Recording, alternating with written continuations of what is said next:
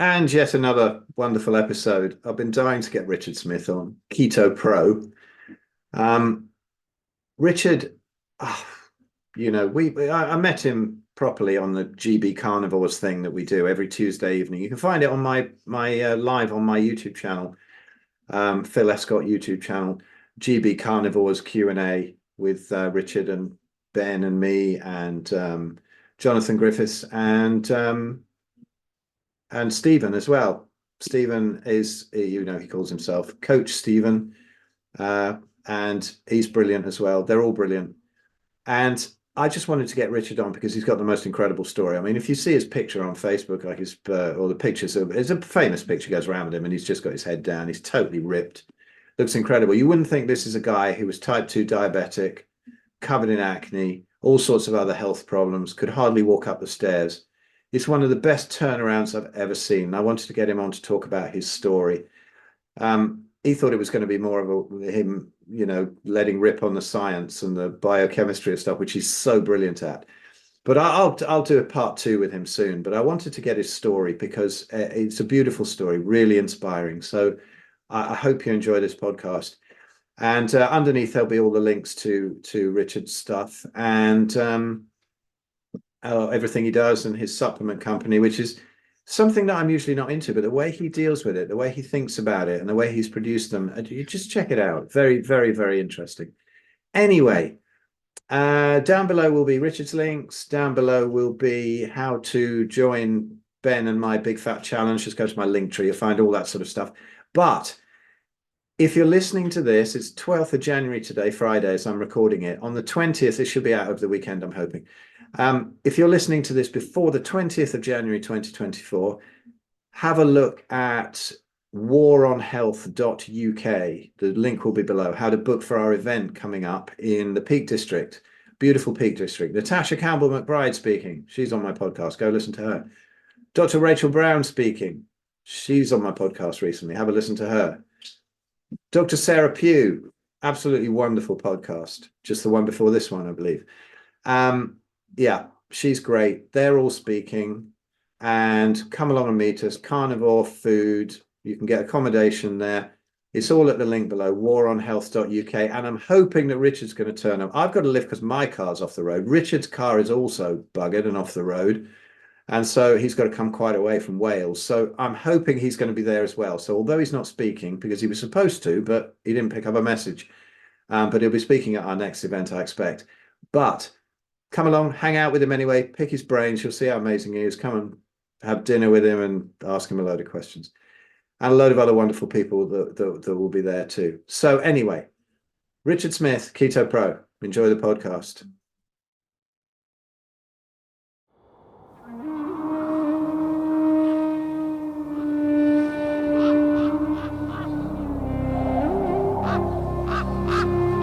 Son of a lighthouse keeper, through cons and a wishing well, prayed for a love to call his own, a love to break the spell.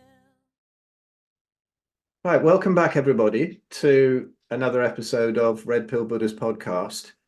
And I've got Richard Smith on. Yay, ripped Richard, Keto Pro. And what a fantastic story he's got. So I'm just going to let you launch into what happened, Richard. When you were a big chumper like me, I think we were talking just before we came on. I think we lost a similar amount of weight. I think you lost a bit more than me, and you also got a lot more ripped. But you were in a proper mess, weren't you? Yeah, just a bit. I think that's probably an understatement. But I was in a different kind of mess, but you were, yeah. Yeah, so I was clinically obese, type 2 diabetic, suffered with chronic fatigue, depression, anxiety, arthritic pains, daily debilitating migraines that would make me blind, for which I was on 3 different medications for. In my mid to late 20s, I could barely walk up the stairs without stopping or being severely out of breath. And I was told that it was a fact of life. I was told that I was going to be on meds for the rest of my life, and that it was just a fact of getting older. And, bearing in mind, I was in my mid-20s, which is absolutely bonkers. But I accepted it for a long period of time. I had severe skin conditions. So, you know, when you make these changes that we have made and someone says something like years down the line and you remember, shit, are we allowed to swear on the podcast? I'm guessing we are. Absolutely. Yeah. Sentence enhancement. It's I like it. So it was, you know, people would say things and you'd realize that, you know, I used to suffer with those issues for a long time, but now I don't suffer them anymore. And you forget about them. So I used to suffer with severe skin conditions. I had acne and boils all over my face, all over my back. There was never a period during my adult life that I don't remember being in pain and feeling not in the right state to be going out in public.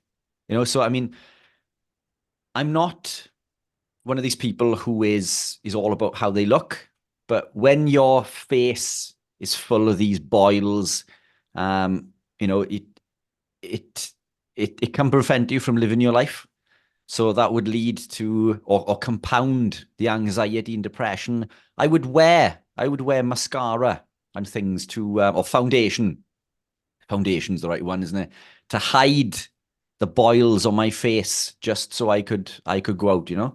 But yeah, I was in not in a very good place. This medication, you know, I was told that I would be on for life. And I tried every diet and lifestyle that you can think of. You know, I ate from the Eat Well plate. I consumed my whole grains. I avoided my saturated fats. You know, I cooked in my seed oils. I was using the 1 cal spray. I was trying to be healthy and fit. I was trying to be more, you know, more mobile. I was trying to do more. I was trying to eat less. Yes, I had spells where I used to consume crap, you know, but we all do, you know, we all, at least I think so. I went through, I love food. I used to love a plate of broccoli, you know, with a knob of butter. I used to, Butter, yeah. With butter. Yeah. I used to love broccoli. I used to love veg. I used to love Burger King, McDonald's, KFC, Indian food, Chinese. I love everything. The only thing that I've never been able to get on is parsley sauce. Parsley sauce just, it doesn't do it for me whatsoever. I thought it was one of those things that as I grew up, I would become more accustomed to, but I didn't. I tried it later in my life. Parsley sauce was a massive no-go for me. But were you worried that you were cutting out a whole food group there? I can't do parsley sauce. How can I ever be healthy? Yeah. Yeah. You always feel like you're missing out on something because everybody was telling me how delicious this parsley sauce was. And I remember trying it in school and feeling physically sick. So, but there were lots of foods that I couldn't consume in school. You know, I used to live on things like beans on toast for long periods of time, high in protein and fiber, allegedly. There was only one type of food that I couldn't consume at school, and that was school meals. They were revolting. Yeah. A lot of them. Yeah, but you know, it's as I grew up, I began to enjoy all sorts of foods, whether it was rubbish, whether it was healthy, vegetables, cool school foods, wherever it was. I'm a foodie. I love my food, and I still love my food now. But I tried everything. I tried all sorts of diets and lifestyles. And when I tried to become healthy by eating from the food pyramid, doing all the things that we are told to do, I put even more weight on and I became even more unhealthy. And I remember thinking one day that bread used to bloat me. I used to feel very bloated after eating bread, and I ate bread with everything. So I thought, I'm going to take bread out and see how I get on.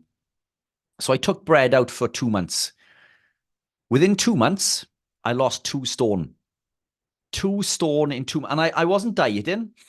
I took bread out and I probably replaced that with other foods. But I dropped 2 stone in 2 months. My bloating went away.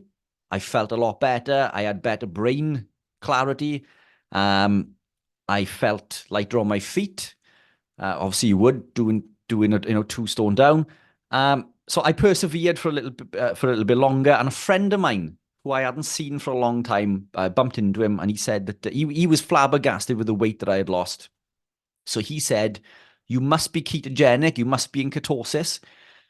And I was like, "Fucking hell, don't swear at me." I'd never heard of keto, the keto diet, ketosis. This was probably about 11 years ago, so this was quite new to the UK. So I went away and I thought, well, I must be. I'm carb restricting. I didn't even know what a macronutrient was. So all I was doing was trying to listen to my body. But he explained about carbohydrates, and I thought, well, I must be. I'm restricting carbs to that degree that I must be ketogenic. So I tested. I bought the urine test strips. I tested, and I wasn't. I was not producing ketones, and I was gutted after what he told me. I was still consuming other foods that I thought were healthy. I was still consuming lots of fruit. I was still consuming cereal, for example. Yes, it's a grain, but I didn't. You don't see that connection at the time. You don't. Breadcrumbs on chicken nuggets. You don't realize is bread. Yet it's in the name. It amazes me when people say, "I'm giving up sugar." And so they don't put that spoonful of sugar in their tea, but they carry on eating cereal and toast and stuff. Yeah. It's weird, isn't it? But I was one of those people. Yeah. So sugar, all carbohydrates break down into sugar. All carbohydrates. I did not understand or know this. I thought they were two different things. If you read the back of a packet of cereal, for example, 70 to 80 grams of that is carbohydrate. If you look at what sugars, it's quite low. So you automatically assume there's a lot less sugar in there than one would believe. But it's another marketing ploy. It's a marketing ploy by the food industry to trick you into thinking there's no sugar. Every 1 gram of those carbs, sugars eventually. That of which sugars immediately. The rest will store as glycogen and sugar eventually. So 70 to 80% of that meal, if that's what you can call it, is sugar. But I didn't understand that. So I was still eating lots of foods that I thought were healthy, and I was not producing ketones. So I became really strict. I thought I'll eat foods that I thought were really healthy for me. So I went on to tinned corned beef because I thought that was really good for me. And I remember eating corned beef and very little else for a little while. Tins of tuna. Tins of tuna in sunflower oil, because sunflower oil is good for you. Yeah. And it took a further 2 weeks. 2 weeks, which were the hardest 2 weeks of my life. I genuinely thought I was going to die. And I'm not joking when I say that. I went to bed one night and I said to my wife that I think I'm going to die. This is how unwell that I feel. Will you come and check on me and make sure that I'm okay? And she looked at me as if like I was talking bollocks, but I genuinely meant it. I felt so unwell, but I was so unhappy with my life. I was so depressed. I had nothing to be depressed about. I have a beautiful wife. I had a beautiful house, a beautiful little girl, and that house we don't have anymore, by the way. We've sold all that to put into the business, but that's another story. Maybe we can get into that. But I had a good job. So, I had nothing to be depressed about. I didn't have any money worries, but I was depressed. No, I later found out that this was connected to the food that I was eating, and we can get into that as we go along. But I was depressed. I was suffering with severe anxiety. I was on antidepressants, beta blockers, all these sorts of things. I became addicted to tramadol, the prescription drug tramadol. I technically became an alcoholic. So I would drink what started with a glass of wine every night. 1 glass turned into 2. 2 is nearly a bottle. So then I was on a bottle a night. 1 bottle becomes 2 bottles. 2 bottles soon becomes 3. So at my peak, I was drinking 3 bottles of wine a night. And it was cheap crap as well, because I couldn't afford to buy expensive wine. So it was the three bottles for a tenner in the local shop. So it wasn't even nice wine, but I felt that I had to drink a glass of wine. I needed it, and everybody says this, don't they? I've had a stressful day. I need a glass of wine, or I need a beer or a whiskey or whatever it is. And that was a slippery slope for me, because, as I say, one led into two, and two glasses led into three bottles. And I drink that every night. I had a stressful job. I was a purchasing manager for an electrical engineering company. I thought that was stressful. Shit, what I do now is more stressful than anything I've ever done before. But I convinced myself that I needed it. And because I was so busy, at the time, I was working 3 jobs. So I was working for an electrical engineering company. I started delivering for an Indian takeaway. So I would work for the electrical engineering company from 8 till 4 p.m. Then I would go home, get changed, and I would go 4:30, sorry. Then I would go into work as a delivery driver for extra cash. Well, I heard about that, Rich. I heard about you, and that everybody was complaining that they were a few samosas down by the Never. I was the best delivery driver ever, let me tell you. I would drive for the takeaway from 6 p.m. till 12. Then, I would, and that was 7 days a week. I worked that job 7 days a week. I then started an airport transfer business in between. So after finishing in the takeaway, I would drive people to Heathrow and Gatwick, which is a 3-4 hour trip for me. And then I'd go straight into work at 8 a.m. the next day. All for cash, basically, just to, keep up with, I guess, keep up with the Joneses, be able to take, at that time, I was with somebody else. So I wasn't with my wife, I didn't have my little girl at that point. This was going back a year or two prior. But during that time, I would eat crap on the go, because I didn't have time to make proper food. So during the shifts in the Indian, I would have food there while driving, a bag of chips as I'm driving. Why not? There's nothing wrong with chips, is there?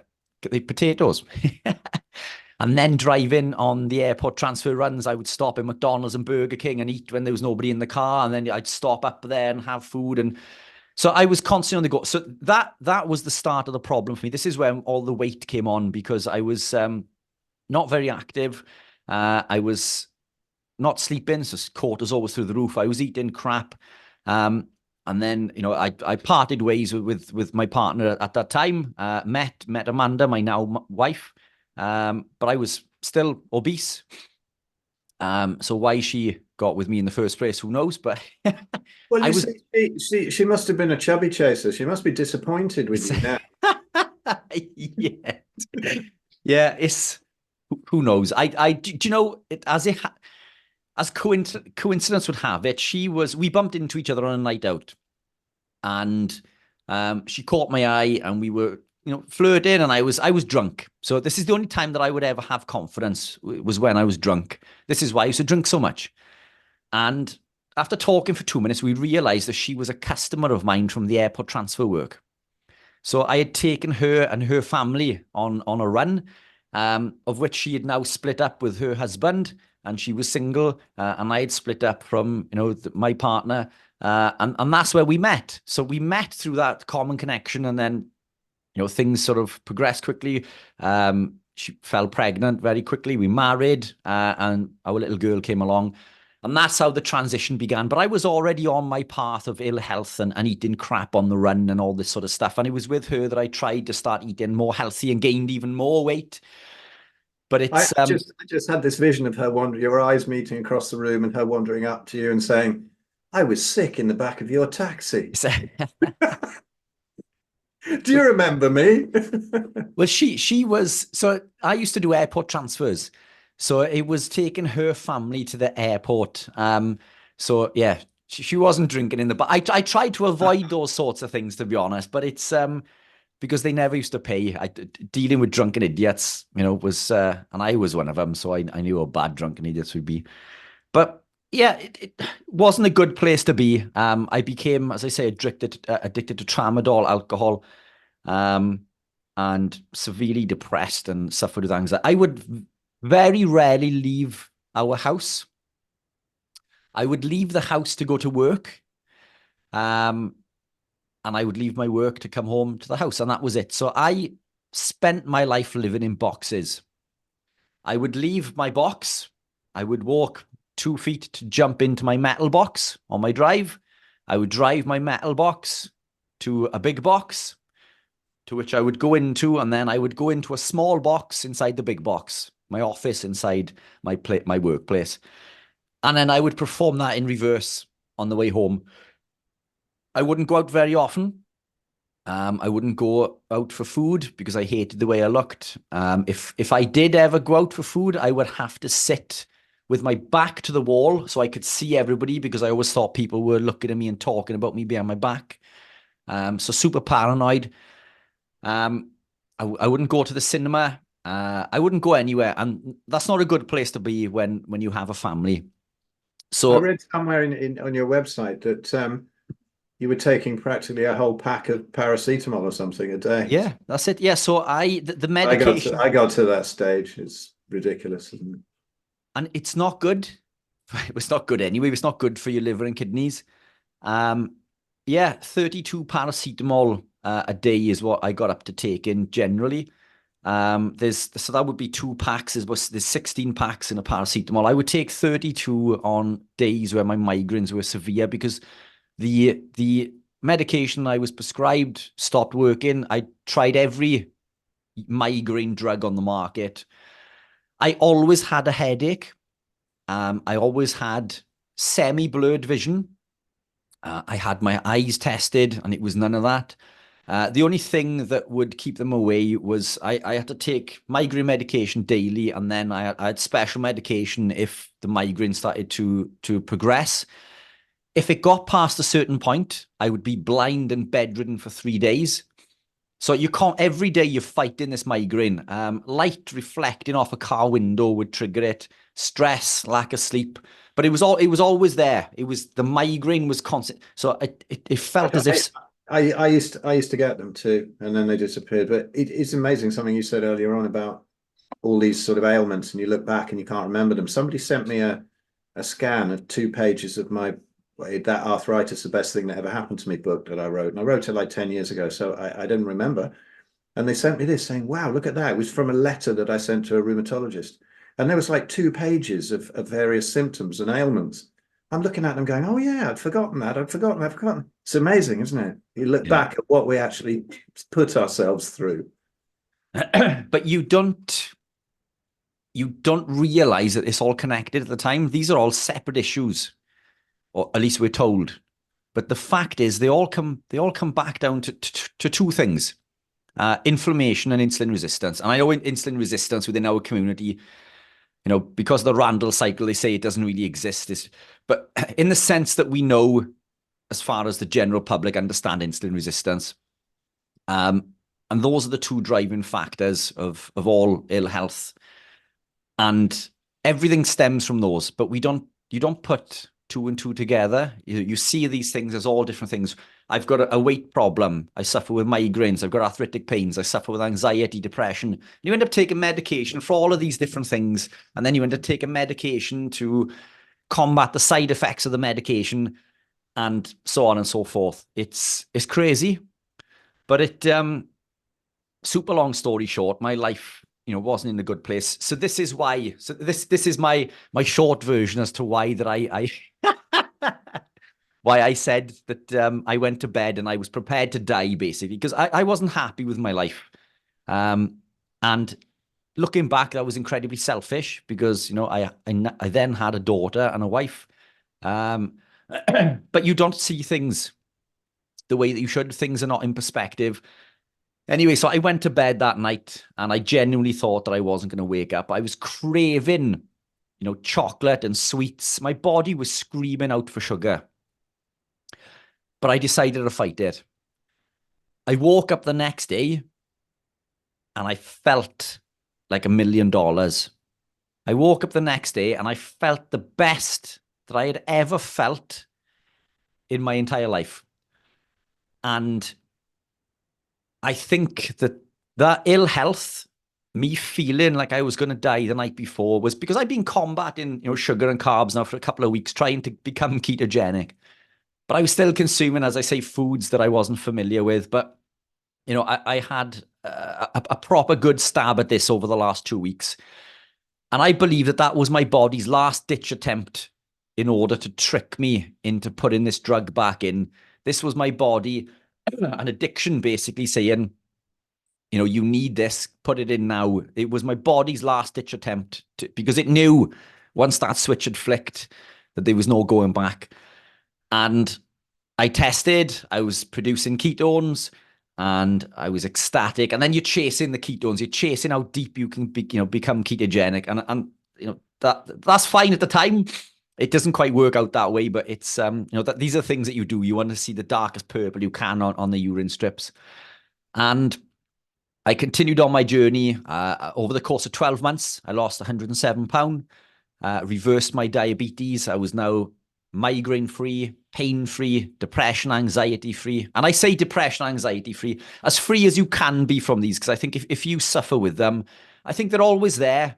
But instead of being this all-encompassing, overwhelming entity, you can now, or at least then, I was able to crush it into a little ball and throw it over my shoulder as if it wasn't there. And that was something that I can deal with. I get invited now on podcasts such as we're doing now, public speaking events with thousands of people. I never would have, genuinely wouldn't have done that for £1 million previously because my anxiety and depression is so bad. And now I do it for free. So it's a complete 180, but it's that's great, isn't it? What blows me away about you, I mean, we do this GB carnivore thing, and I've been studying diet and stuff for about 40 odd years. I've been always really into it, but I was just going down the wrong paths, writing books on plant-based eating and Ayurveda and whatever in the 90s. But I tend to go into the more practical thing, even though I've studied and studied. Every time I get on a call with you, one of those Q&As, I'm like, fuck, this dude knows his stuff. I mean, seriously, I don't have the brain that can take in all this biochemical thing.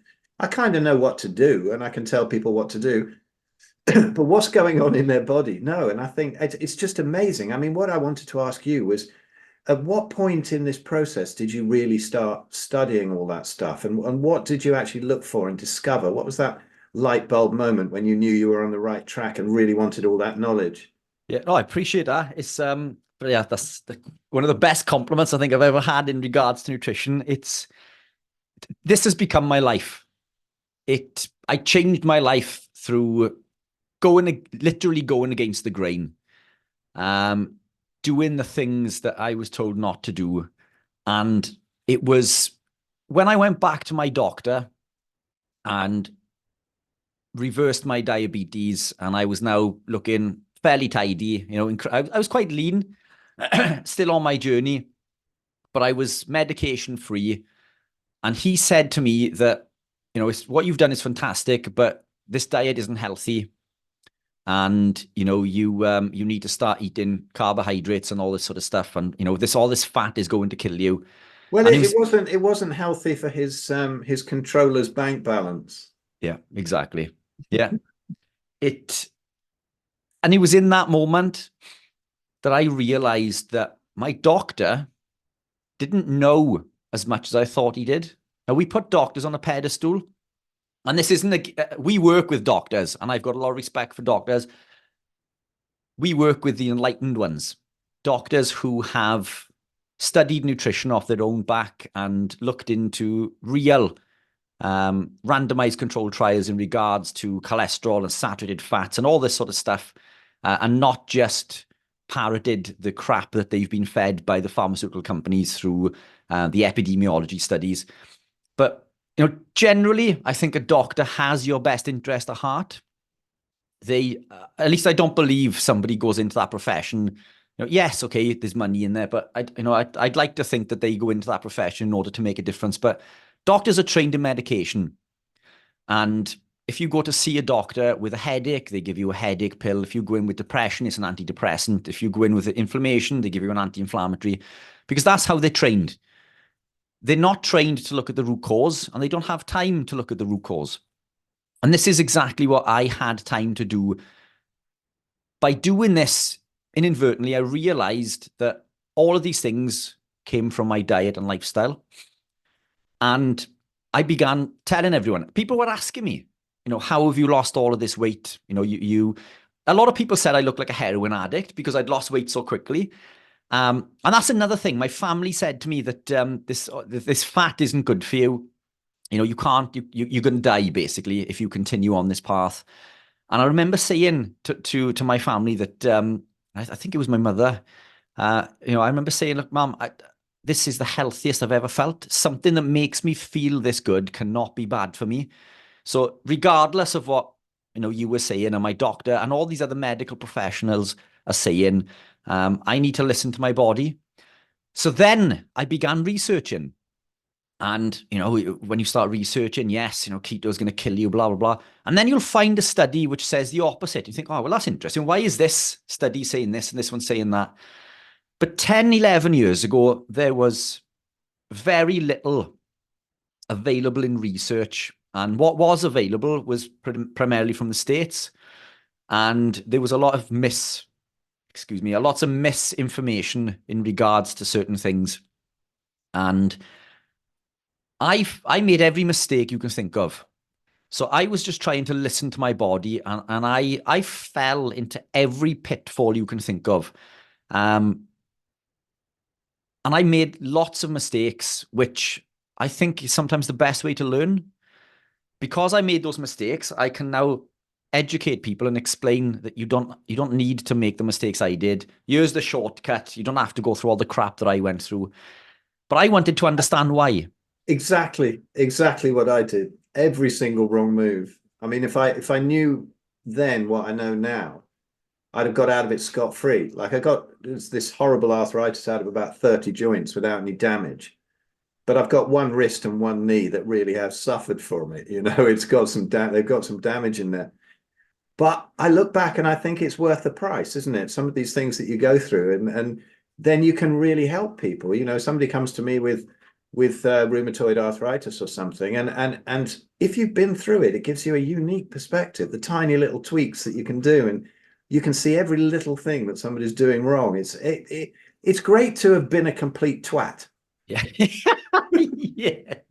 No, you're right. It 100%. It's I often wonder where I would be now if I knew this then, how different my life could have been. Would and we'll go on to this now. I went on to become a professional athlete. But how far could that have gone? How far could any other? But the key there is that I wouldn't have gone down the path that I did if I wasn't so unwell. If I was healthy, eating cheeseburgers all day, or at least if I felt healthy, I would have continued to do so, which is exactly what people do today. But I think it is a blessing because we were so unwell. It's allowed us to go down a path that we wouldn't have gone down. And, so I don't regret anything. I'm not one for regretting things that I've done. I've made some big mistakes in my life, on a personal level as well as, from a nutritional perspective. But, these mistakes you make hurt people. I regret hurting people, going off on a tangent now, but I don't regret the mistakes I've made because they've made me regret the mistakes I've made, and they've made me learn my lesson from things. So I don't regret anything that I've gone through in my life. And you're right. I think being at the twats is what led us to where we are now. Yeah, absolutely. One thing you say there, people, if they feel kind of healthy on these things. When I started, 2017 or something, somebody said, paleo group, I understand you're carnivore. Can you start up a little group and help us with it? It was only for like about 5 people. I think there's 20,000 on there or something now. It grew and grew, that Facebook group. But at the beginning, and then it got to about 100 or so, and I started to get all the stories of the healing stories. And the ones that were coming up the most commonly in the beginning were from partners who, their partner was sick and they'd done it for some reason. And the partners said, well, I'm healthy, but I'll do it to support you. And I started to get these testimonials from them going, I didn't realize I felt that bad. Yeah. The last bit of the belly fat's gone. I don't have any more headaches. I'm sleeping better. My skin's cleared up. All of these things that they think are normal. And that's amazing. So those so-called healthy people that you're talking about, they're not really, are they, these days? No, they're not. It's I think you work between certain parameters, and like I see it all the time with athletes who achieve incredible things, but they don't realize that they could be achieving far greater. And that's the thing. You're stuck in this, you're stuck in this rabbit hole, or this tunnel vision. And because it's working, you don't believe that things could be better. But when you start to make these changes, you begin, as you say, the headaches go away, inflammation goes away, you repair and heal quicker, you have less colds and coughs and viruses and so on and so forth. But it's a shame that it takes something like that for people to realize. But that's a blessing to us, and that's why we are where we are today. But it was in that moment that I began, and same as you, people were asking me, how have you lost the weight? So I was telling them, and they said, oh, that doesn't seem right. Well, look, it's worked for me. So I began coaching. For free. And I started my business, like a coaching business. I wasn't charging. I was doing this for free because I felt like I'd found a secret, and I wanted to tell the world about my secret. And I was telling everybody that would listen. And I still coming back to that. So it was, now you're in a position where you're telling people to do things that their doctor is telling them is bad for them. So then the questions start coming. Now, this advice I was giving was free. But then it's, people start questioning things like you spend your time helping someone, and then, you don't hear of them for a couple of weeks. And then when you finally get hold of them, oh, look, I spoke to my doctor and they said that this, saturated fat is bad. Eating red meat is bad. I shouldn't be consuming sodium. I need to be eating carbohydrate. And then you think, fucking hell, I've just given weeks of my time for free to help you, and you've just thrown the towel in. And that was really disconcerting because, this is time extensive. You and I give up so much time for podcasting, these lives. And sometimes I think people don't really, yes, it's great. It's fantastic. You and I chatting now. It's brilliant on the lives when we get to chat and stuff. But it's late in the evening at the end of a working day where, we don't have to be doing those things. And it is difficult on family life sometimes. And I think when you tot up all of those hours, it's an awful lot of time in the week that we give for free in order to educate people, which is fantastic. Richard, you might do it for free. I do it because I'm a highly paid shill for the meat industry. I have Ferraris and everything to spread these dangerous lies. I've been told that by many vegans. Wow. Bizarre, isn't it? Yeah. If they only knew. Yeah, exactly. It's the mind boggles. But it was in that moment that I thought, I need to know the answers to these questions. I need to be able to. So, you said earlier on, eating meat is highly nutrient dense. A gets you to C, but you don't understand the B sometimes. We don't always understand the science, but we don't have to because, we know it works through experience. But I wanted to fill the gap. I wanted to be able to tell people why red meat isn't bad for you, why it's highly nutrient dense, why I felt the way I did, why ketones were a superior energy source, why I lost all this weight, why it is sustainable, why it's our natural metabolic state, how that works, how, all of these arthritic pains and things go away, how your body heals and repairs, how fat is essential for life, all of these things, and it's the five main things that we're told to do, as far as healthy eating goes, isn't it? It's consume your whole grains, eat your vegetable oils, cooking your vegetable oils, avoid saturated fats, avoid red meat, and lower your sodium. Those are the five main things, I think, and there are others, but you speak to anyone in the street to name five things, I'm sure that those five would come up more often than not. But all of those things are essential for life.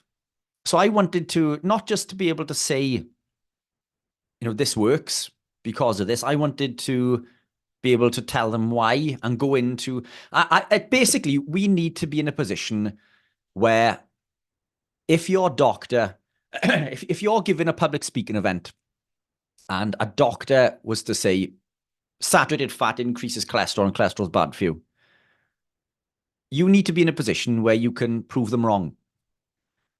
So one topic at a time I ticked off, and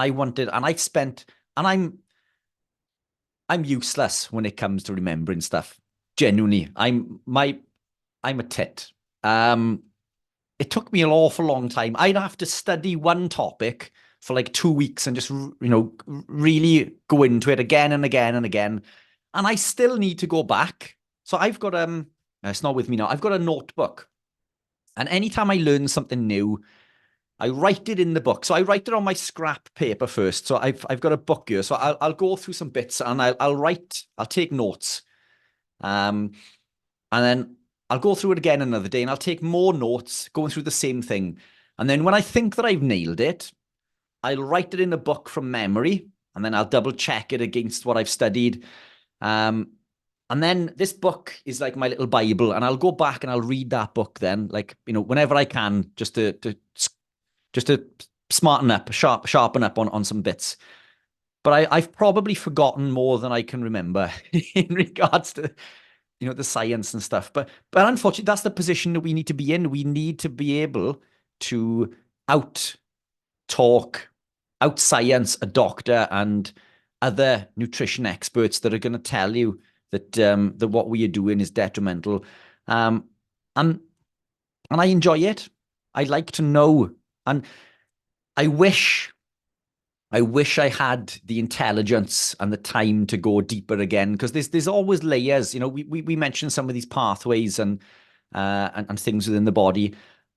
I'd love to understand those at a deeper level. But then, and the problem there is that you would need to be, when you look at what you're studying, it's not just nutrition. It then becomes, chemistry and biology. And you need to almost become a doctor and, have a degree in all of these other sorts of areas. And, one person, I don't think, has got the time to do that. But you need to have a good understanding on most of these areas and be able to. And I'd like to think that I could probably hold a conversation with a professional in any one of those fields. And I dare say, to the point that, going off tangent here now, but last year, Amanda had an ovarian cyst. And for no reason, it's just one of these things but some of the reasons that were mentioned were cancer. So we were speaking to the cancer specialist who was going to evaluate how to operate and take out this ovarian cyst, which had grown to the size of a rugby ball. So quite scary.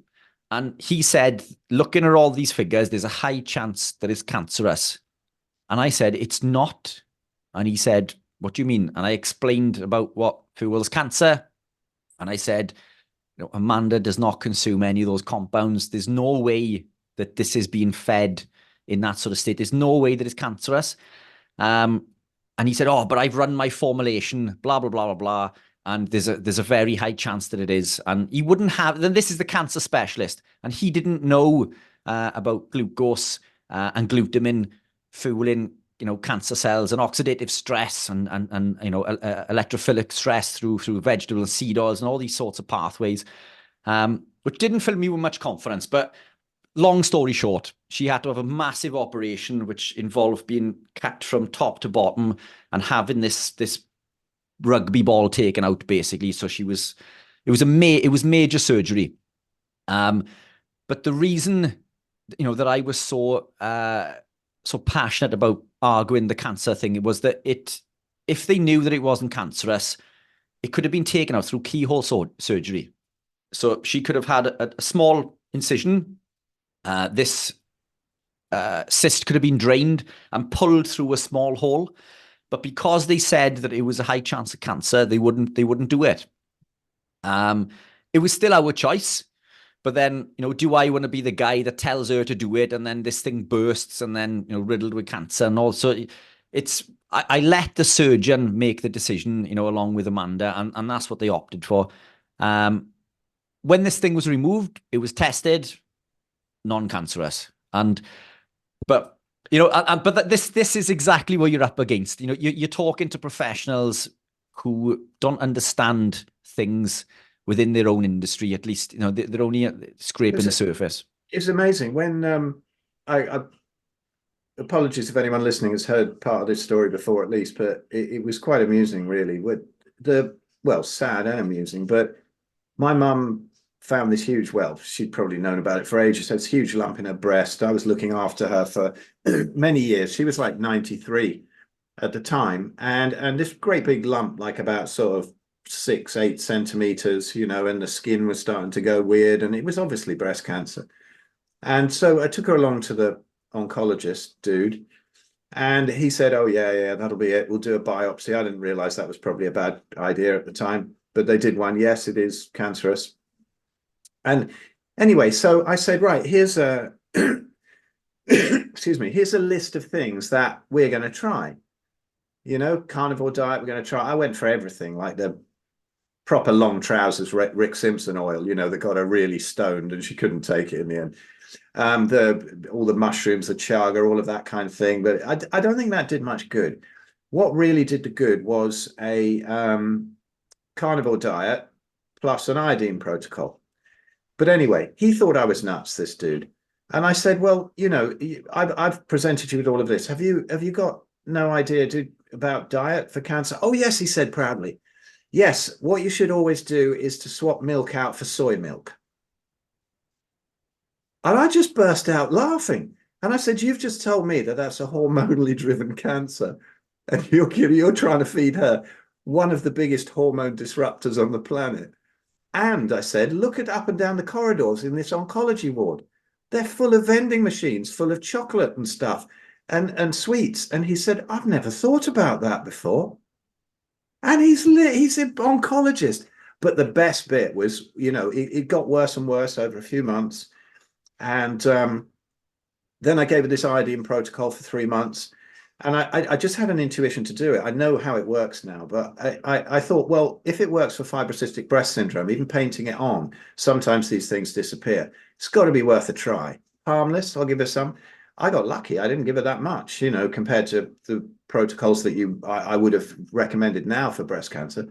But after the protocol finished, I tapered her back down again just to a drop a day for, maintenance. And she said to me, I'd given up. I said to the oncologist, can you take it off on a local if it ulcerates through the skin? Because that's going to be really unpleasant for her. And she won't, 93, you best not give people a general anesthetic. Oh, we can do that for you. Yeah. Anyway, one day she said to me, it's going away. And I thought, really? Had a look, and it was shrinking right back really fast. And we had an appointment coming up with the oncologist, and went in there, and I said, I didn't say anything. I thought I'll just let him examine her because he's probably going to think, all right, it's ulcerated. They want the breast off, So anyway, I remember him examining her, and he just kind of stopped like that. And he turned around to me and said, how did you do that? I said, I told you how I was going to do it. I gave you a whole list of it. You took a photo of it on your phone. And weirdly, the oncology nurse said, when he was out of the room, said, can I have those? So she was really interested. If what they were doing was working, she wouldn't have been interested in that, right? And anyway, he said, how the hell did you do that? I said, well, I told you how I was going to do it. I said, is that the first natural cancer reversal you've seen? And you're an oncologist? And he said, yeah. And I said, well, I've seen quite a few, and I'm a drummer. And I loved that because they just don't know. Anyway, yeah. Sorry about that waffle, but yeah, it's very difficult when you're confronted, particularly in the cancer industry, because that's their big cash cow, isn't it? Yeah. And they don't like it when people have reverse. I've got a video of that on my YouTube channel taken from a talk that I gave to docs about the carnivore diet, 2017, something like that. And it's entitled, breast cancer reversal, shocking pick warning, carnivore diet. I thought that's going to be a real clickbait, that'll work. I think to this day, it's got like 2,000, 3,000 views. The one that was just called Myths About Meat, that was just going on about boring stuff about carnivore that everybody knows back then, got like 300,000 views. You said the algorithms don't like it, do they? They don't like the cancer reversals and stuff. They Anyway, I'll don't. shut up for a bit now. You carry on. And you're right. They don't. You've probably seen my YouTube channel is incredibly small.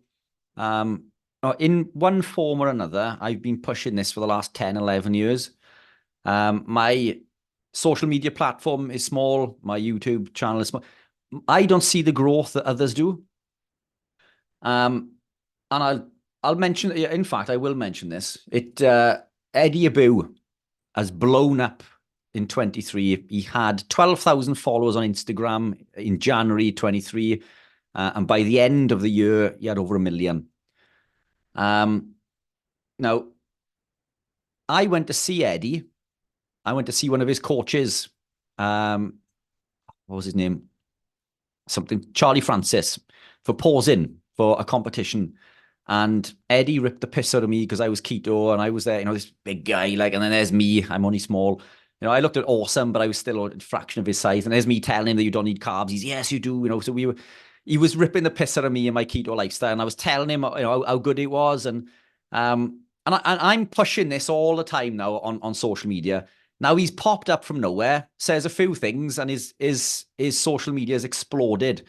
And it pisses me off because it's like, I've been pushing this it's great that he's got the traction. But what pissed me off even more is I've reached out to Eddie several times now and, to do something like we are doing because we're UK based. He's reaching out to everyone all over the world. And it's like, we are here in UK. I remember telling you about this all of this time ago. Let's do a podcast. Hasn't even replied. Maybe he hasn't seen it, whatever, but it's, that part's not important. It's more important that my following or my scope of visibility is massively hindered. And I put it down to the content that I put out early on in regards to specific C words and, other things that were going on. I've taken them down this week. I've taken those videos down because I do believe that they're hindering me massively. So we'll see how my YouTube channel progresses now. But it's once you've done it and made a couple of mistakes, I think you get, well, they're not mistakes, are they? But as far as they're concerned, you get shadow banned forever. Beginning of 2020, I think I had 10,000 subscribers, and we started putting out this stuff that I was talking about with the Human Unleashed. I started putting it on my channel because I had the biggest channel at the time of the four of us, and they started to pick up on it, started to take videos down, give me strikes, lots of medical misinformation in there, of course. But we were really speaking out about the whole con back in 2020, right from the beginning, like March, April, saw through it straight away. And that's crippled us. Even though I know people were seeing it, we were getting recognized in the street. I mean, John Gusty, a friend of ours who was on that, he was getting recognized in America from this channel here and all of that. And yet now still 13,000 subscribers. And people get unsubscribed and all kinds of things. It gets pulled down. I had Ken Berry on the podcast a while ago, and I won't tell you what he said in between because, he doesn't want to make that public because he wants to keep his channel. But good on him because he was saying, well done for saying what you're saying, but I've got 2.5 million subscribers or whatever, and I'm getting to the docs and I'm getting to the dietitians. And so I don't want to do that, but carry on saying what you're saying. If that's what you want to do. Anthony too, his channel's blown up. Anthony Chafee, and great, I mean, he's lovely, isn't he? And lovely guy, deserves it. But yeah, if you put anything dodgy in, I think they mark you for life. Yeah. And it's a shame. It is a shame, but unfortunately, that's the state that we're in, isn't it? It's it seems to be, financially driven. And again, I don't think it's the doctors. It's coming from, establishment, isn't it? But that's what we're up against. And that's what led me down the path of researching and studying. And I love it. I wish I had more time to do so, but it's allowed me to go down a rabbit hole of understanding health and nutrition beyond anything that I could have ever comprehended previously.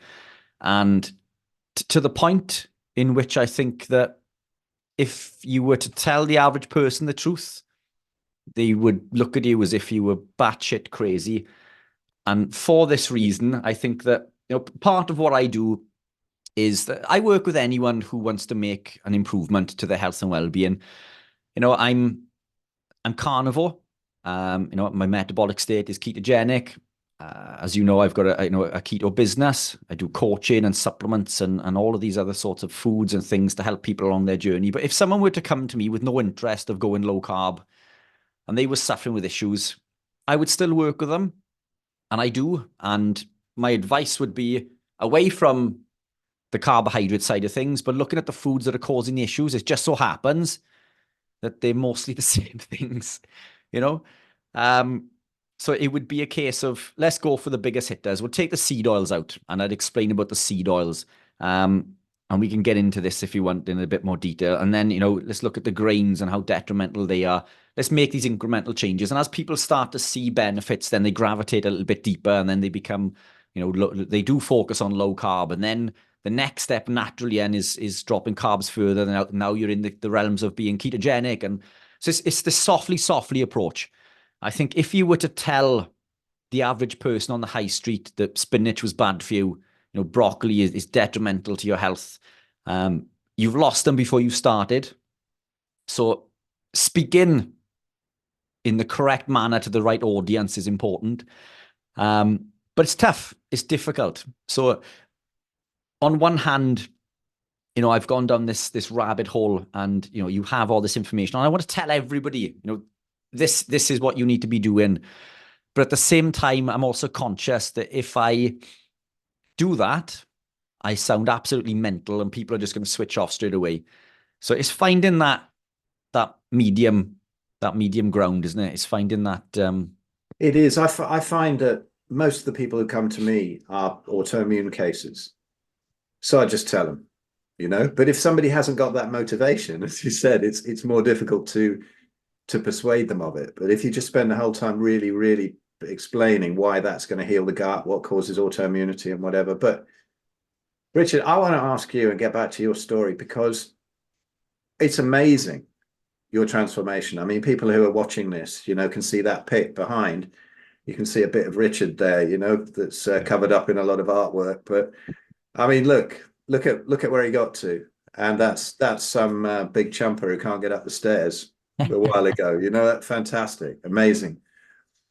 How did you get to that state of being ripped when you were in that sort of stage and training for bodybuilding competitions?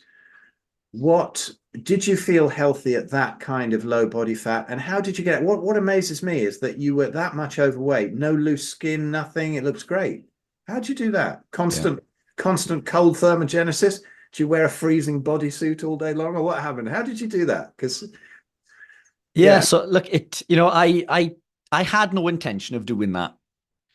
I had lost the weight and I was looking lean. I had saggy skin and stretch marks, but I was lumping and bumping in places that I didn't have lumps and bumps before, but I looked skinny with it.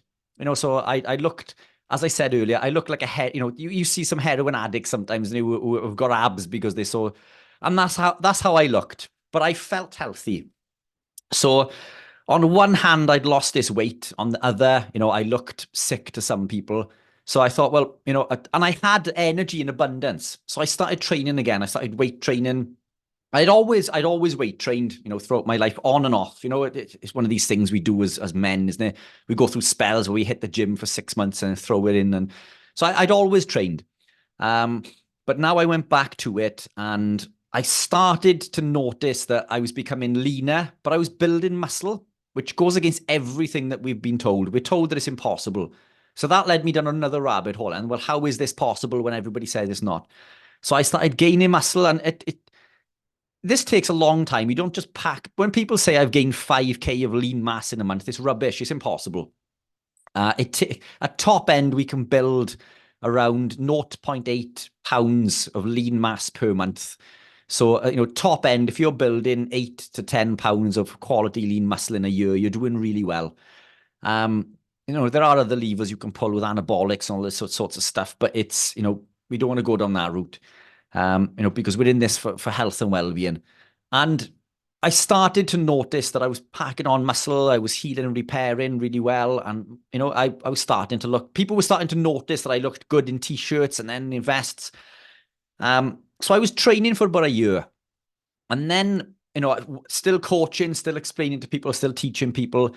And then someone suggested that I compete as an amateur in you know, like an amateur men's physique bodybuilding thing. So I started this is someone who suffers with severe anxiety. They couldn't leave the house.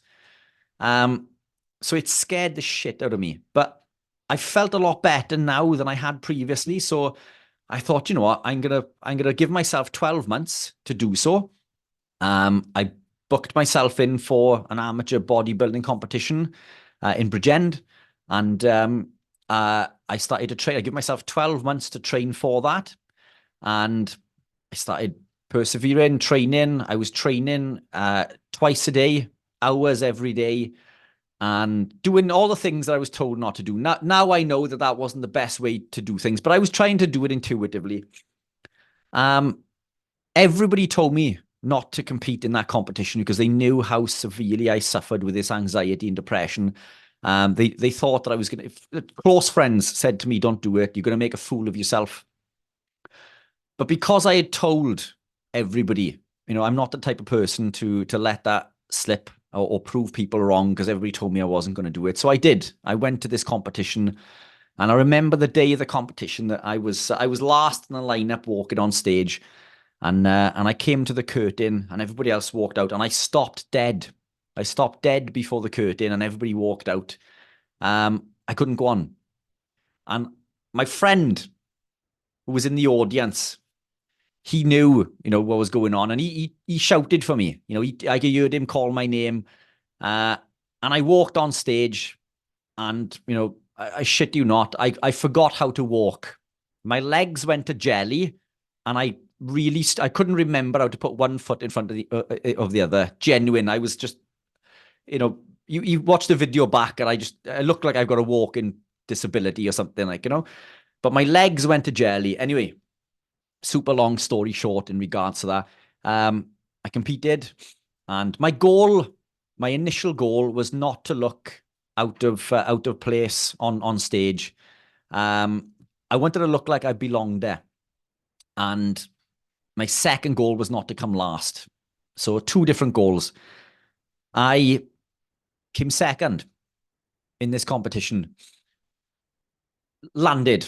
Told everybody, posted it everywhere. I was ecstatic. I had a lot of hate in messages, you know, saying, you know, how shit I look, and you're not a bodybuilder, and the haters come out. Anyway, I decided to persevere. So I went back to the same competition. I trained for another year for this comp, another amateur comp. And I wanted to do better again, but the standard had become better. The standard had increased.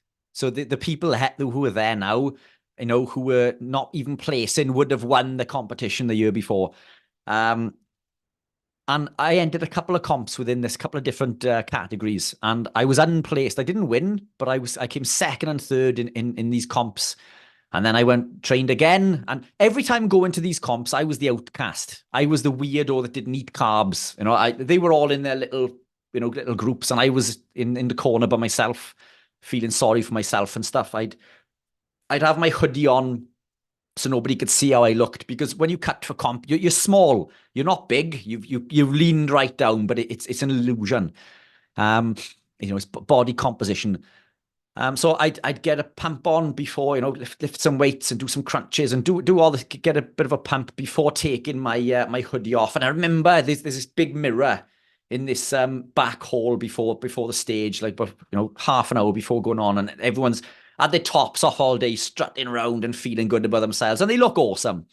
But they're all looking at me as if, like, oh, I got Keto Pro on my back and all this sort of stuff. And I got a pump on, and I took my hoodie off, and I took it off. And as you do that, you tense naturally. And I looked in the mirror, and I could see in the mirror everybody was doing this. You know, they did a second glance, because I was ripped and shredded, and my proportions were incredible. And I knew then that I was starting to turn heads. And again, I competed that year, and I didn't win, but I wasn't unplaced. I've never been unplaced, ever. It wasn't until a big competition I went for, the Middlesbrough Championship. I went to compete in. I competed there and I won the Middlesbrough Championship. After the show, everybody has pizza and cakes and they put these on, so it's free. And I'm a sugar addict. So seeing all this stuff for free is like, I wanted it. But the British Championship, which I had just qualified for by winning the Middlesbrough Championship, was a week later. It was the following Sunday. I knew that if I had consumed any of that crap, that I wouldn't be able to pull it back. I was the only athlete there that didn't eat any pizza or cake or anything. I was the only athlete that didn't indulge.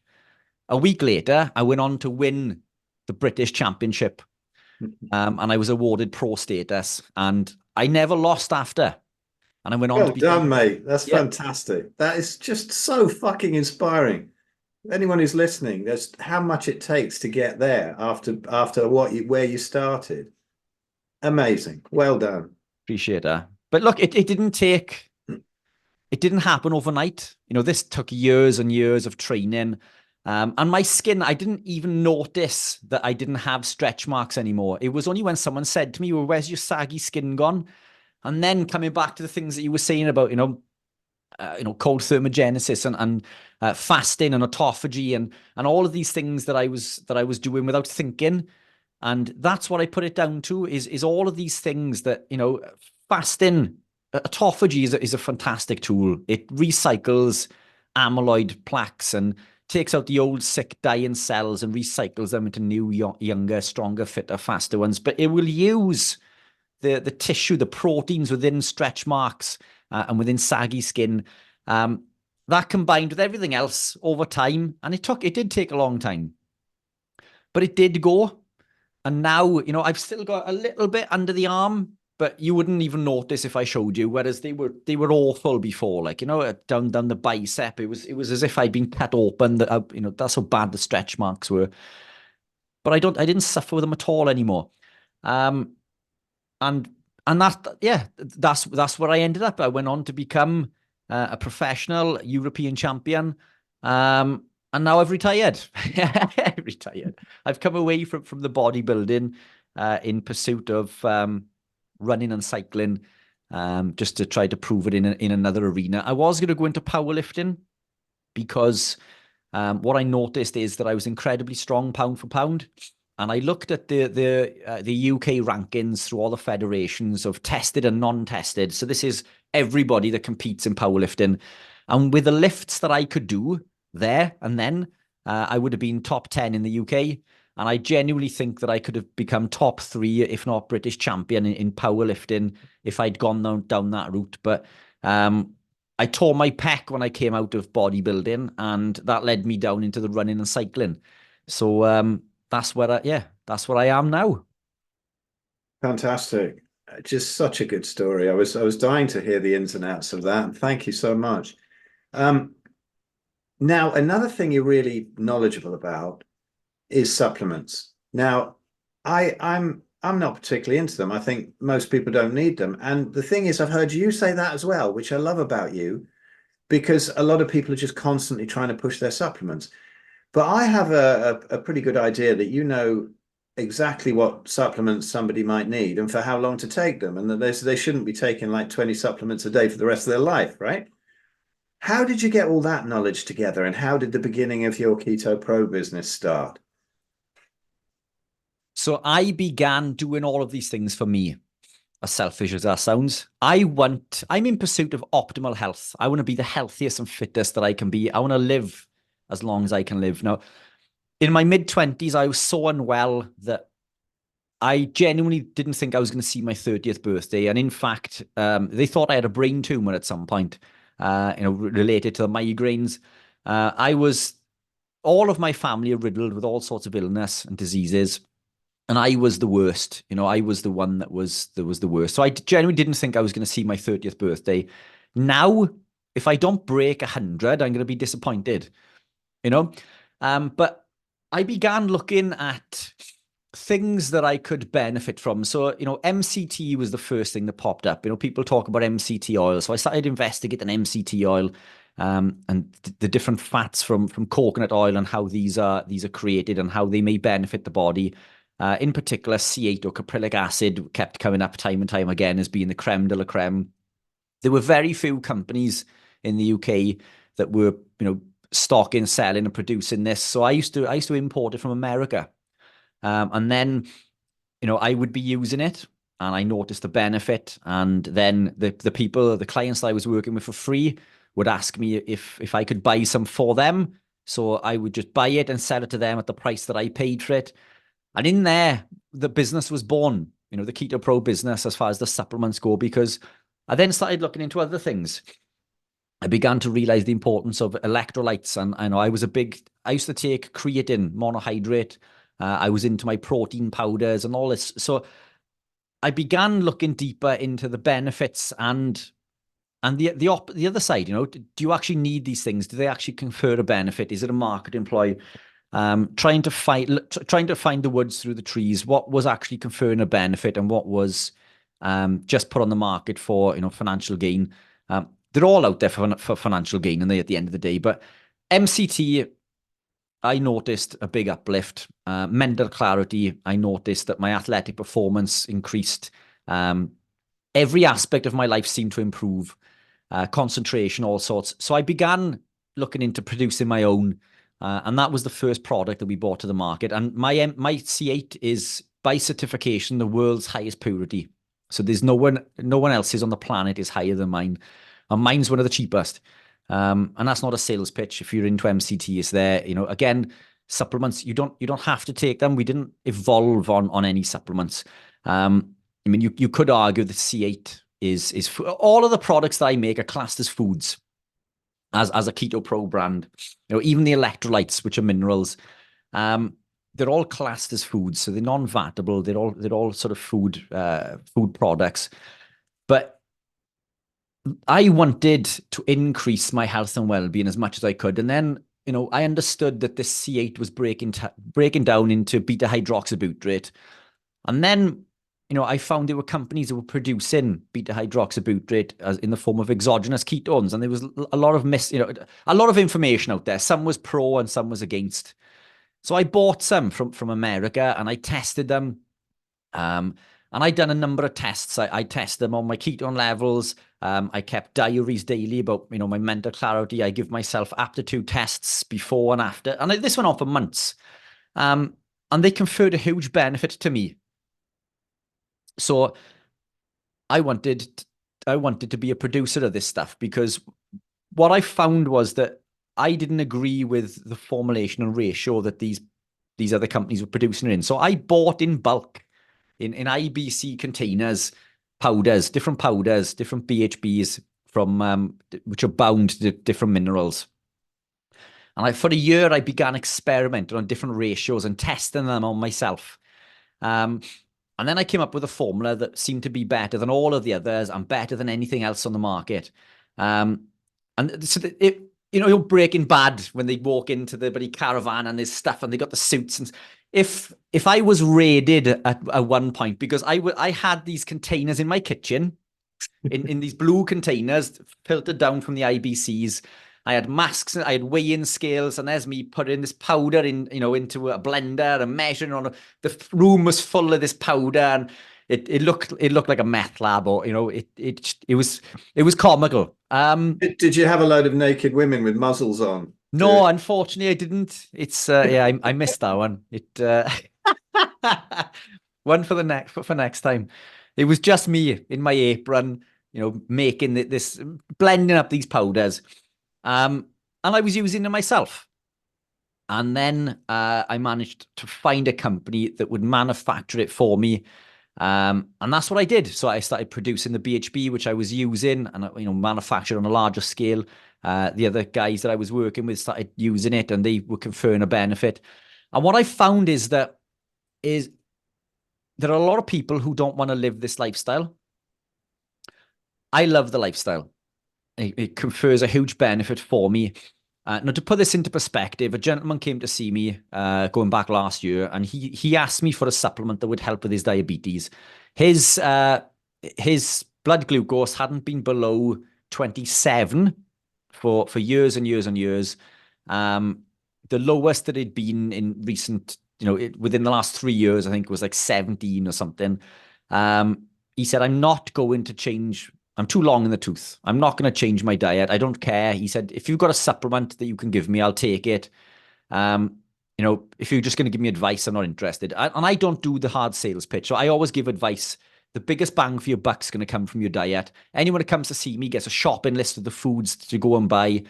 And, shoot me, they do contain vegetables. And it comes back to this whole thing, which you can't just tell people to just go and eat a piece of steak because they're not going to listen. So I do put vegetables on there, but I always tell them to preference the animal proteins, but it's devoid of grains. And I've highlighted the nuts that contain lectins and the foods that are high in oxalates. So it's a shopping list to help people. Anyway, that's always my first port of call. This guy wasn't interested. So through gritted teeth, I sold him the BHB product. 2 weeks later, he came back in and he said that his glucose levels now were below 7. I think they were around 6 or something. Now, bearing in mind, they hadn't been below 27 for a long time. The lowest they had been in recent years was 17. He was now technically in a non-diabetic range purely through taking exogenous ketones, which had increased insulin sensitivity and allowed him basically on paper to reverse diabetes. Off the back of that, he became ketogenic through living the lifestyle. He now seen the benefit of the product. So people will say, these products don't work. People trying to sell them are just trying to make money, blah, blah. Yes, I need to make money. I've got a business to run. If I can't make money, I can't help people. I can't do this for free.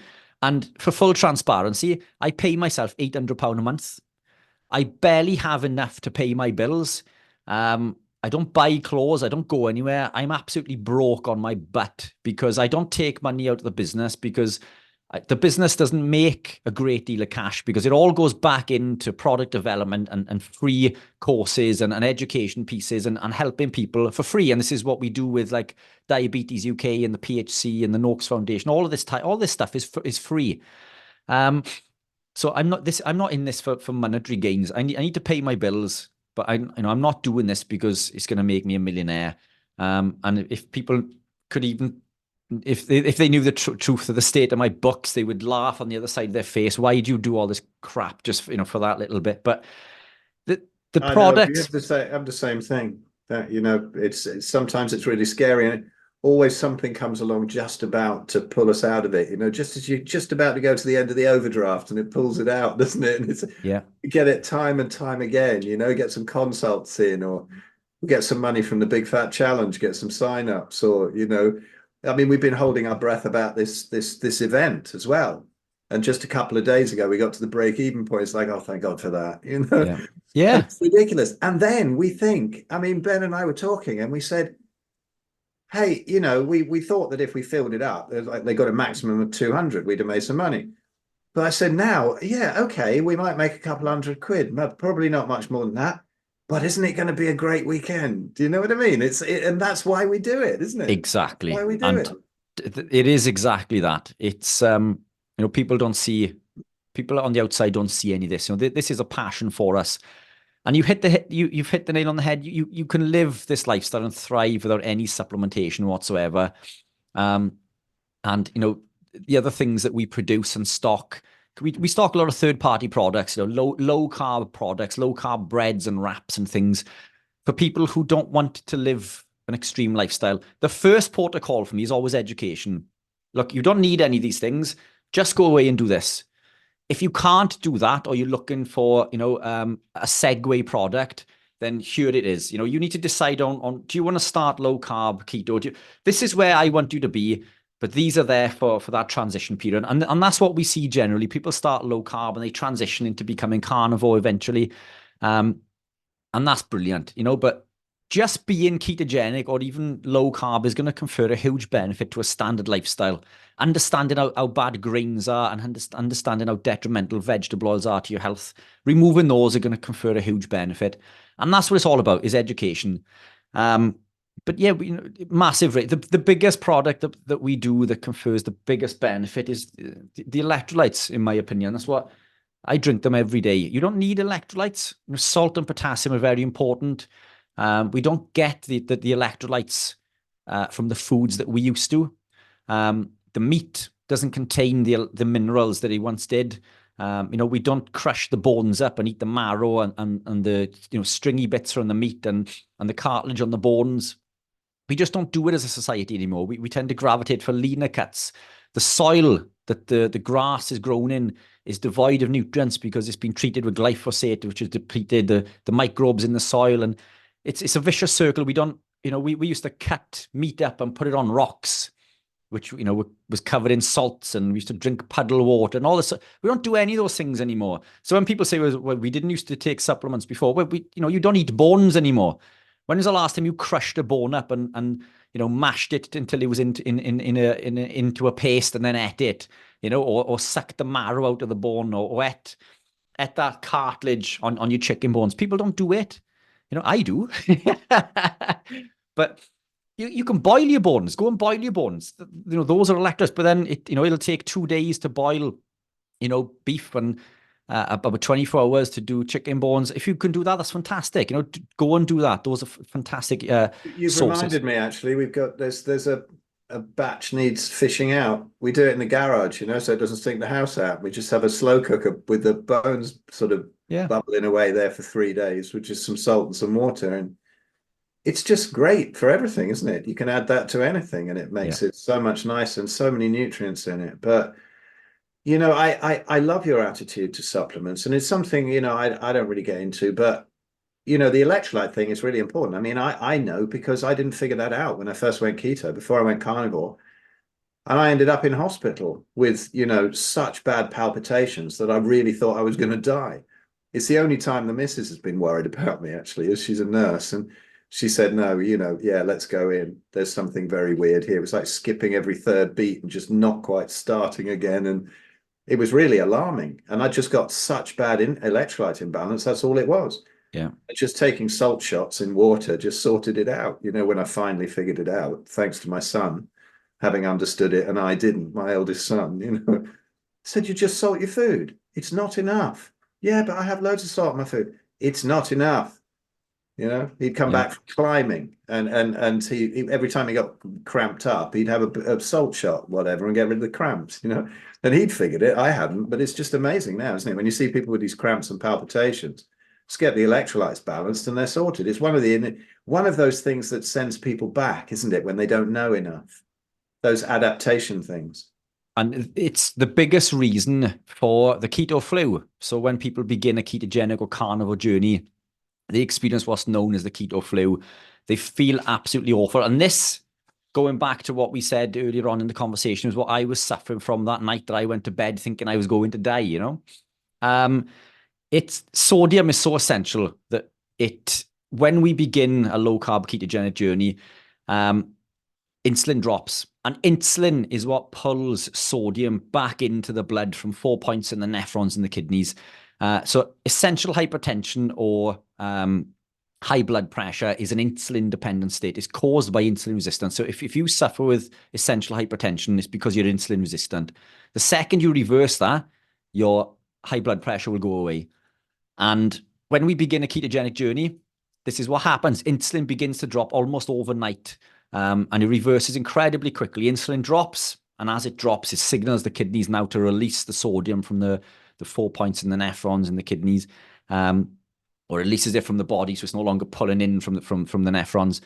And sodium is essential. When sodium's not in the body, it leads to all sorts of issues: fatigue, feeling nauseous, feeling sick, headaches, all of these sorts of things, palpitations.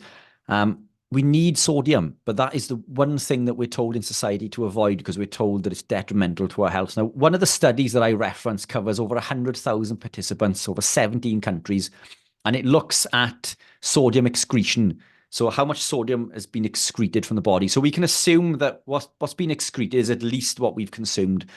And a big study, 100,000 people, 17 countries, and it shows a massive increase in all-cause mortality when we consume less than 1.5 milligrams, which is the recommended daily allowance. All-cause mortality or death increases massively, with the sweet spot being somewhere between 4,000 to 6,000, which again is what is excreted. So those groups of people that consume that much died less.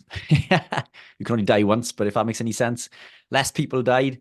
But for me, I consume probably closer to 10,000 milligrams. So sodium is essential for life. We cannot live without it. Do not fear sodium. If you do suffer with essential hypertension, it's an insulin dependent state. It's caused by insulin resistance. Rectify that insulin resistance and your essential hypertension will go away. And almost every other illness that we look at, coming back to what we said earlier, is inflammation, insulin resistance is the cause, it's the root cause of almost every illness and disease that we know of, within the human body. Yeah, absolutely. And Richard, we could go on forever on this stuff because Richard knows everything, pretty much everything in the world. Richard knows about all this sort of nutrition and biochemistry and stuff. It's fascinating, and from now on, just let people know, where they can find you and stuff, because I'd like to say we do this GB Carnivores thing at the moment. It's every Tuesday at 7:00, and Richard's there. I'm there, and Ben's there, Ben Hunt, Jonathan's there, Jonathan Griffiths, and Coach Stephen, of course. And occasionally we get other people in, but please come along and check it out. It's probably on all our channels, isn't it? So come along and check it out. If you've got a question, honestly, about this stuff, come and ask it. And I just sit back there in my red light and I think, Richard will have this. He'll nail it.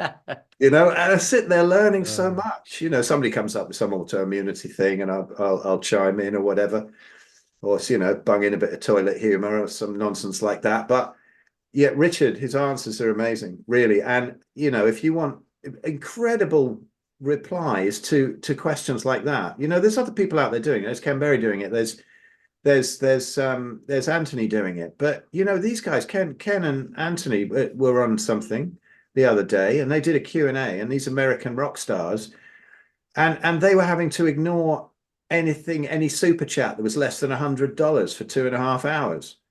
And so, like, hey guys, we've got this GB Carnivores thing, and you'll get that same wisdom, that same knowledge, and you can always jump in with a question, and you don't need $100 super chat. Although, hey, fire them over, because as you can hear now, we are not driving Ferraris and financed by the meat industry. But what are your kind of next plans, Richard? And tell everybody where they can find you and where you're sort of aiming to from here, because you're doing all the Ironman and stuff like that, on triathlon. Yeah. So from an athletic perspective, this year, I'd like to qualify for Team GB in duathlon, which would be year 2 of competing. So if I can do that, that'll be extraordinary.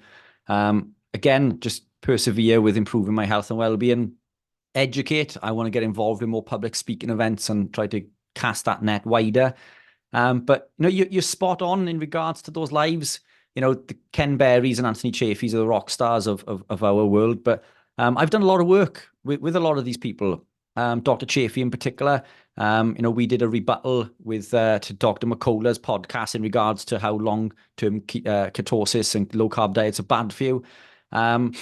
It's and Dr. Chaffee reaches out to me quite often in regards to help with combating things for debate. So it's we are all of us on this channel are right up there. It's just we just don't have the following that these guys do, but the knowledge we have is equal to, so you can learn a lot for free. Pop the questions in. Definitely. People don't realize how kind of incestuous it is, isn't it? I've been on Anthony's show, I think 2 or 3 times. He's been on mine, and we chat quite a bit. And Ben's helping him out with his book at the moment. And they chat pretty much every day. And this is all the same sort of old boys network, isn't it? Yeah.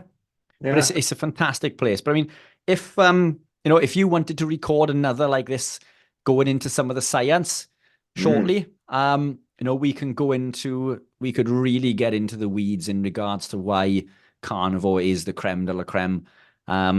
and we can really science the shit out of it, which would be which would be fantastic. But Well, I'll just sit there dribbling on that one and just let you roll with it, because no, I'd love to do that, but I knew that was coming up. I was thinking, right, where should we go now on this? And I think, well, you've got so much to offer.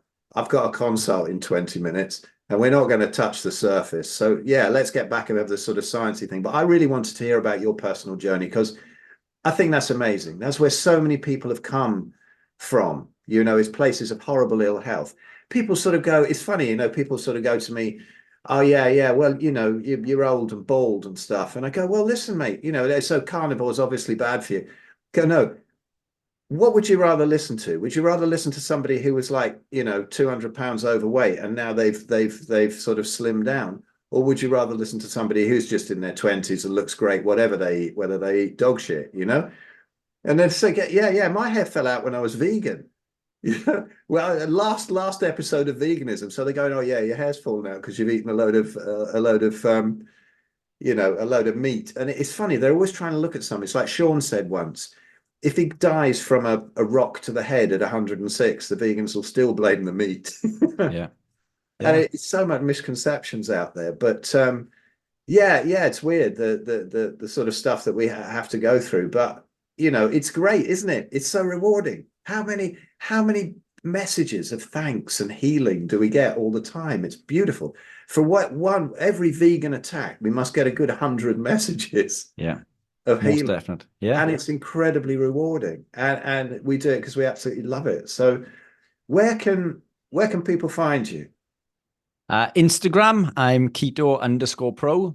My personal one on Instagram is Richard_Anthony_Smith. You can find me on Facebook through both same things. Keto Pro and Richard Smith are on there on Facebook. The website is theketopro.com. Nice and simple. YouTube, Keto Pro. So it's incredibly easy to find. Just search Keto Pro anything, and and you should be able to find us on there. But if you fancy subscribing, that'll be brilliant to get my numbers up, because there is a massive struggle there. But it'd be brilliant if we could see a slight increase on numbers on YouTube for sure. But we'll get there. Everybody's got a slightly different take on this, and I think it's really worth listening to everybody, and fantastic stuff that you put out. So those links will be underneath wherever you're listening or watching this. And Richard, thank you so much, and I really hope you make it to this event, because if anybody's got to the end here, and I'll probably do an intro where I'll mention it as well, but Richard might make it if his car gets fixed, and mine is also off the road, and so here we are, both stranded. I'm organising the event. I want Richard to come along to it, but he didn't check his messages, so he's not speaking. I know. Next one, you're speaking. Definitely. Book me in. Thank you so much, mate. Thank you. Always a pleasure.